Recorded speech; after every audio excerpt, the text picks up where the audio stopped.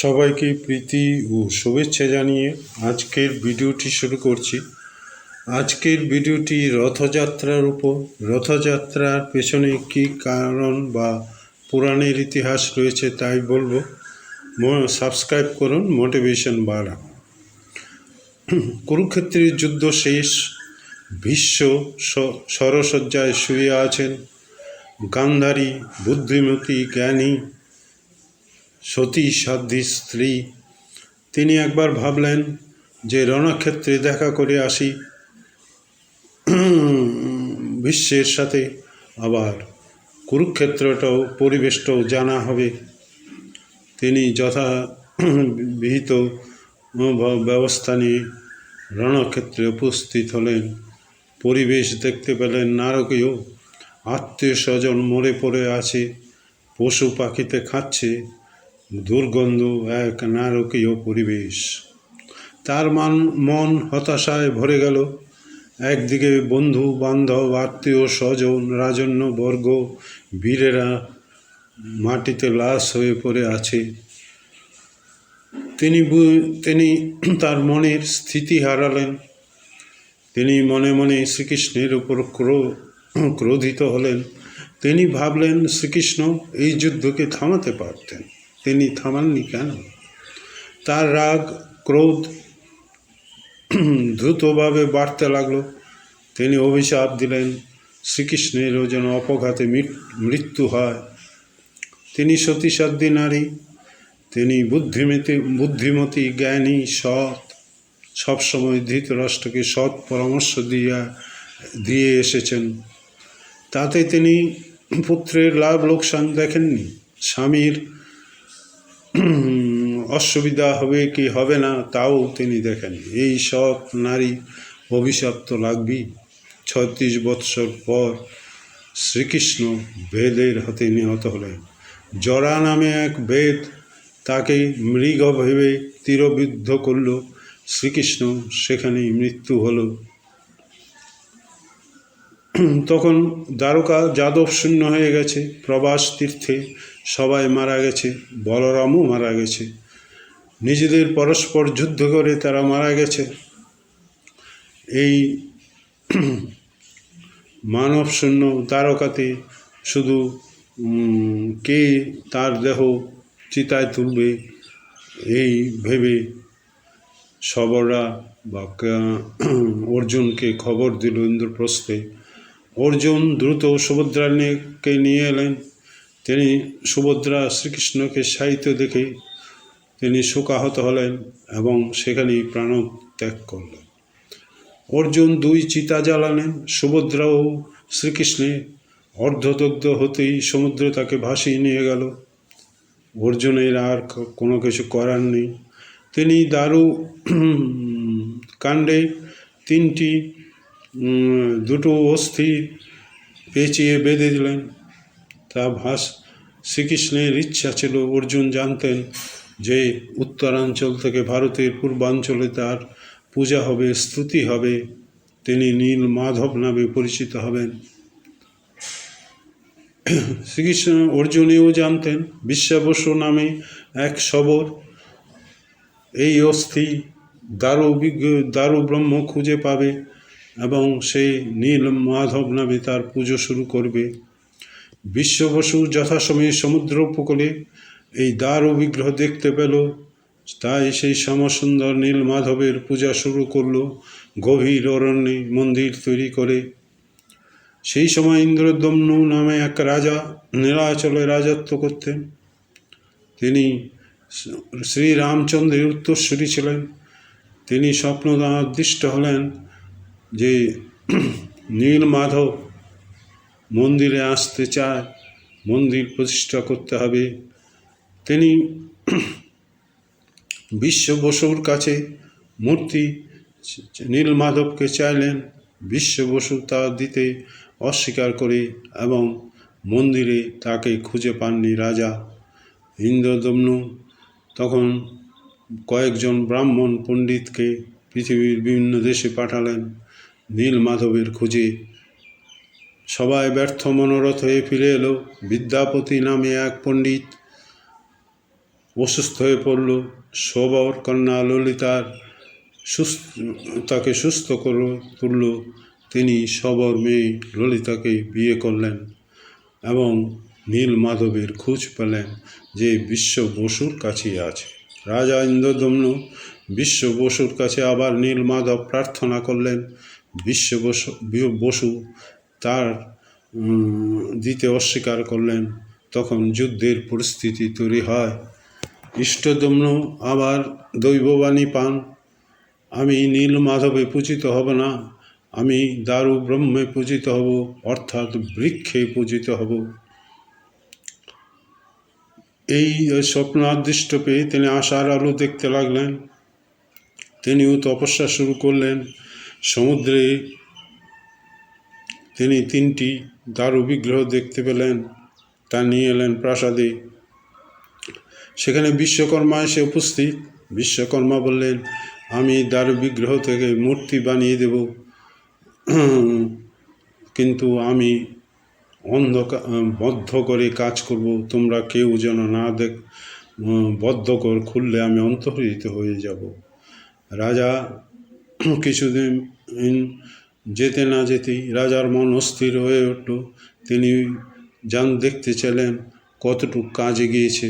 তিনি যখন মন্দিরে প্রবেশ করলেন তখন বিশ্বকর্মা অন্তর্হিত হয়ে গেলেন। অনেকে বলছেন তিনি জগন্নাথ ছিলেন।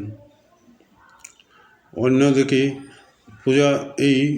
তখন দৈববাণী এলো যে আমি অর্ধ বিগ্রহই পূজা নেব, তুমি মন্দিরে আয়োজন করো। মন্দির তৈরি হলো, পুরীর জগন্নাথ মন্দির। সেখানে পূজা শুরু হলো। ওখান থেকেই রথযাত্রা হয়। 3টি রথ তৈরি হয়, একটি জগন্নাথের রথ, একটি বলরামের রথ, একটি সুভদ্রার রথ, আরেকটি তৈরি হয় বিমলা। এই বিমলার কাহিনীও রয়েছে। বিমলা কে জানব। শবররা এই রথযাত্রায় শবরদের মান্যতা দেওয়া হয়। শবররা মহাপ্রসাদ তৈরি করে। সেই প্রসাদ ব্রাহ্মণ অব্রাহ্মণ সবাই গ্রহণ করে। এই পুজোতে তারা প্রসাদ তৈরি করে। হরিপ্রিয়া দেবী দেবী গৌরী বিষ্ণুর কাছে প্রার্থনা করলেন এই প্রসাদ দেওয়া যেন কখনো বন্ধ না হয়। বিষ্ণু তাকে বিমলা অবতার নামে সেখানে প্রতিষ্ঠিত করলেন। এই গেল পুরাণ কাহিনী। বৌদ্ধ ধর্মেও একটি কাহিনী আছে। শ্রী বৌদ্ধ বোধি বৃক্ষের নিচে সাধনা করে বোধিসত্ত্ব লাভ করে বৌদ্ধ হলেন। তিনি ফিরে এলেন কপিলাবস্তুতে। লক্ষ লক্ষ মানুষ তাকে দেখতে চায়। রাজা শুদ্ধোধন এসে তাকে প্রণাম করলেন। পিতা পুত্রকে প্রণাম করছেন। সবাই অবাক হলো, এই যে ভগবতী নেই তো এখন পুত্র নন, তিনি তো ভগবানের অবতার। তিনি সাধনা তপস্যার দ্বারা মহানিয়মকে অতিক্রম করেছেন। তাই মহাবতী বৌদ্ধ ওকে মহাযানে করে রথে দড়ি টেনে নিয়ে যাওয়া হলো। মহাযান তৈরি করেছিলেন রাজা শুদ্ধোধন। এই থেকেই বৌদ্ধ ধর্মে শুরু হয় রথযাত্রা। রথযাত্রায় বৌদ্ধ বিগ্রহ থাকে। এর বিতর্ক শুরু হলো, বৌদ্ধ বিগ্রহ করা বৌদ্ধ ধর্মে কি ঠিক কাজ? হীনযান মহাযান তৈরি হলো। বিতর্ক, বৌদ্ধরা ধর্মাবলম্বীরা এইভাবে পুজো করতে থাকে, রথযাত্রাও করতে থাকে। তাতে আবার বিতর্ক হয়। কনিষ্কের আমলে তিনি এক বিতর্ক সভা ডাকেন। সেখানে বিতর্কের পর স্থির হয় সংস্কৃত হবে, পালির বদলে সংস্কৃত হবে রাষ্ট্রভাষা। তৃতীয়, বৌদ্ধ হবে রাজধর্ম। তৃতীয়, রথযাত্রা হবে জাতীয় উৎসব। বৌদ্ধরা রথযাত্রা শুরু করল। রথের দড়ি টেনে তারা ভগবান বুদ্ধের সাথে মিলিত হতে চাইল। চলল সেই প্রক্রিয়া। সম্রাট অশোক সারা এশিয়ার বিভিন্ন দেশে বৌদ্ধ বৌদ্ধ রথযাত্রাকে জনপ্রিয় করে তোলেন। তারপর আমরা দেখতে পাব ল্যাটিন আমেরিকা তো বৌদ্ধ 40টি গুহা রথযাত্রার কথা বা ছবি দেখতে পাওয়া যায়। আমরা মেসোপটেমিয়া এবং আরব দেশগুলোর গুহাতে চিত্রেও এই ধরনের গুহা লেখ পাওয়া যায়, ছবি পাওয়া যায়। রথযাত্রা সারা পৃথিবীতেই অতীতে ছিল, বর্তমানেও সারা পৃথিবীতে ছড়িয়ে পড়েছে। আমেরিকার বিভিন্ন শহরে রথযাত্রা হয়, ছোট বড়। বাংলার গ্রামে গ্রামে ব্যক্তিগতভাবে শিশুরা রথ টানে। এই রথের সাথে সমরসতা, অর্থাৎ আমরা সবাই এক, সমাজ এক, এই হয় ভগবান ভক্তির সাথে মিলিত হন। এটাই রথযাত্রার প্রথম প্রধান উদ্দেশ্য। পুরীর রথের কয়েকটি কথা বলবো সম্পর্কে। পুরীতে আষাঢ় মাসে শুক্লপক্ষে দ্বিতীয়াতে রথযাত্রা হয়, তবে রথ তৈরির প্রস্তুতি শুরু হয় বহু পূর্ব থেকেই। পুরীতে অক্ষয় তৃতীয়ার দিন আনুষ্ঠানিক রথ তৈরি শুরু হয়।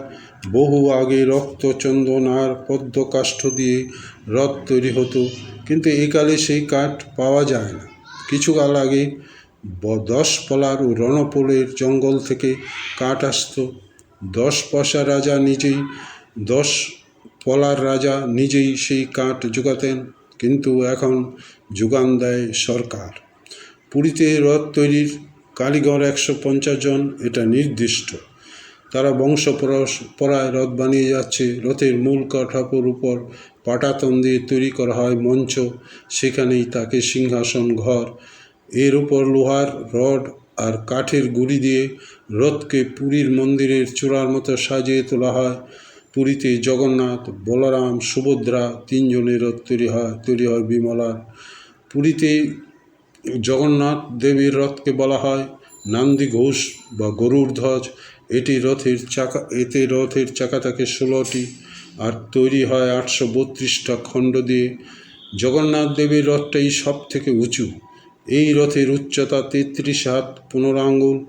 এই রথের ধ্বজা তৈরি হয় চন্দন কাঠ দিয়ে। রথের সারথি হলো দ্বারকা। নন্দী ঘোষ সেই অশ্ব থাকে 4টি, শাক বলা হয়। শ্বেতা, হরিদাস। রথাধিপ হলেন গরু। এই রথ প্রথম তৈরি করেন বিশ্বকর্মা। বলরামের রথকে বলা হয় তালধ্বজ। এই রথের চাকা থাকে মোট 14টি আর তৈরি হয় 760টি কাঠের টুকরো দিয়ে। তালধ্বজের উচ্চতা 32 হাত 13 আঙ্গুল আর এই রথের সারথি হলেন মাতালি। রথের 4টি বাহক হল তীব্র, ঘোর, দীর্ঘশরণ, স্বর্ণনাভ। রথাধিপ হলেন বাসুদেব আর সঙ্গে থাকেন তদন্তকারী হরিহর, ত্রৈম্বক, অঘোর, প্রলম্বরী, নটম্বর, ত্রিপুরাসী, মৃত্যুঞ্জয়।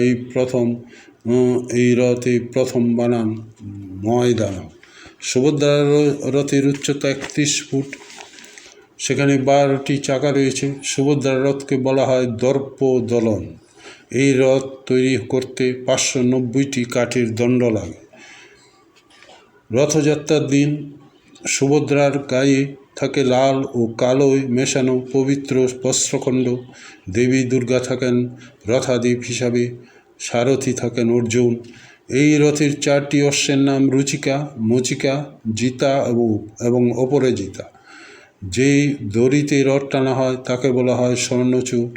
এই রথে দেবী দুর্গা ছাড়াও থাকেন চামুণ্ডা, ভদ্রকালী, হরচন্দ্রিকা, কাত্যায়নী, কালী, মঙ্গলা, বিমলা। এই রথ গুন্ডিচা মন্দিরে যায় নদী পার হয়ে। আগে নদী ছিল, কিন্তু এক রাজাই নদী ভরাট করে দেন। ভরাট করার পর তিনি সেখানে 10 দিন থাকেন। এই 10 দিন থাকার পর আবার তিনি ফিরে আসেন মন্দিরে। এ হচ্ছে ভারতবর্ষের দর্শন তত্ত্ব কথা। এই যে সবাই আমরা এক, সমাজকে ঐক্যবদ্ধ হতে হবে। এই ঐক্যবদ্ধ হওয়ার কথা বলছেন জগন্নাথ দেব। ঈশ্বর এসে ভক্তের সাথে মিলিত হয়।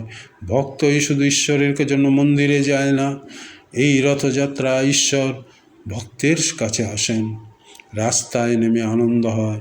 এর অর্থনৈতিক দিকও আছে।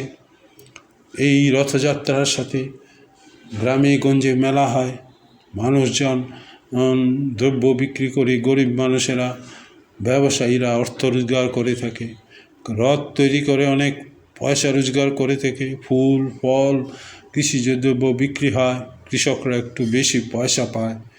এটা একটা ভারতীয় বা হিন্দু অর্থনীতি বলা যেতে পারে। রথের কথা বললাম, সবাই সাবস্ক্রাইব